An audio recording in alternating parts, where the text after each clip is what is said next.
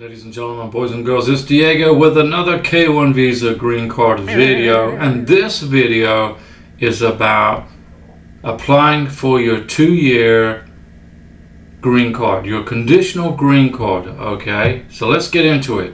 As we get nearer to 2026, USCIS is still mandating that you use Form I-485, and it must be submitted with the edition date 01/20/2025, 01/20/2025.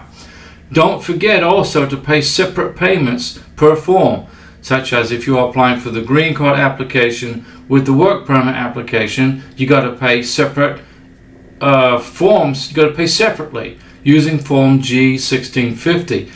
And don't forget to submit the sealed I-693 medical exam with your I-485 application.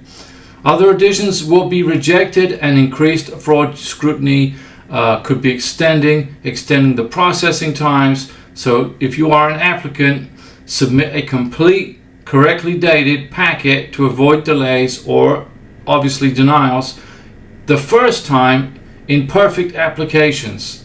Okay? Now, failure to follow this procedure, applicants will face slower decisions and a higher chance of their 2-year green card being denied. Okay, this is a clear move forward toward stricter adjudication and stronger enforcement while keeping the same basic eligibility rules in place by USCIS. Okay, make sure you check the edition date in the bottom left-hand corner of each form, and to download the forms directly from USCIS, from their USCIS website, backslash that form, uscis.forms/gov. Do not rely on the saved templates, third-party sites, or old email attachments for the forms. Okay. Also, as a reminder, USCIS will no longer accept one combined payment. You got to fill out the debit paperwork, the debit form, the G1650, or the credit card form, and you got to file separate forms for each application or each benefit you are applying for. Now, I don't recommend you use a credit card to pay for the green card benefit application. Instead, use USCIS form G1650, and then also don't forget to notify your bank so they do not block the transaction. Tell your bank what it is you're doing. Tell them you're paying for a green card application using this form, and don't block the transaction from USCIS.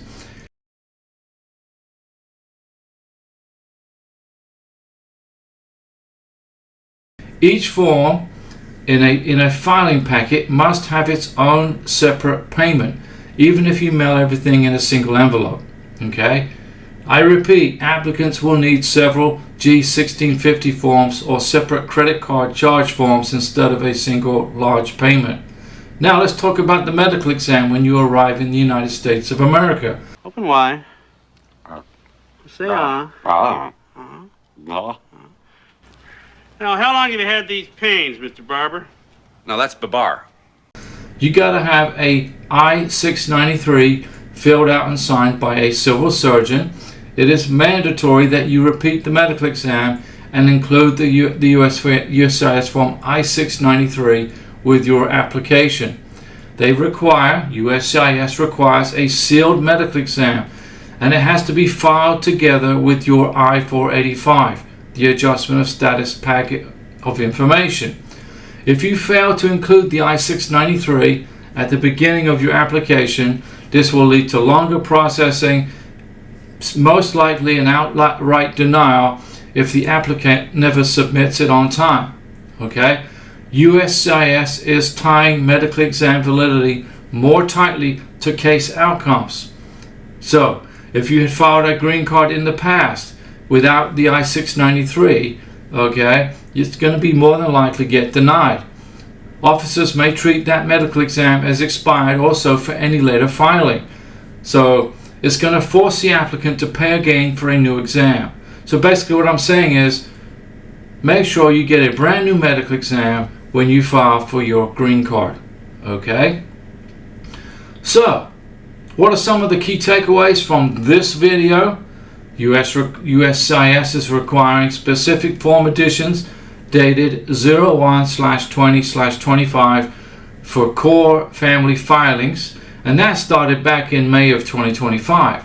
Okay, the Form I-485 filings from April 3rd, 2025 must include a sealed medical exam Form I-693 with your original packet of information.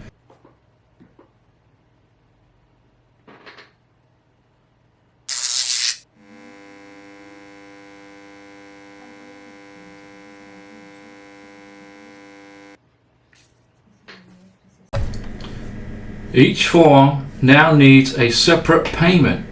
You cannot combine payments anymore on one G1650 or a single credit card payment. It's not going to be accepted, and your package of information will be sent back to you. U.S. immigration authorities are tightening green card procedures, and it's now heading into 2026. It started in 2025. Okay?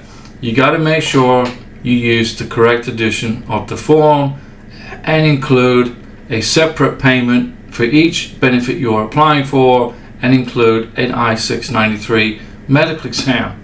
If you don't, there's a good chance your 2-year green card application will be denied.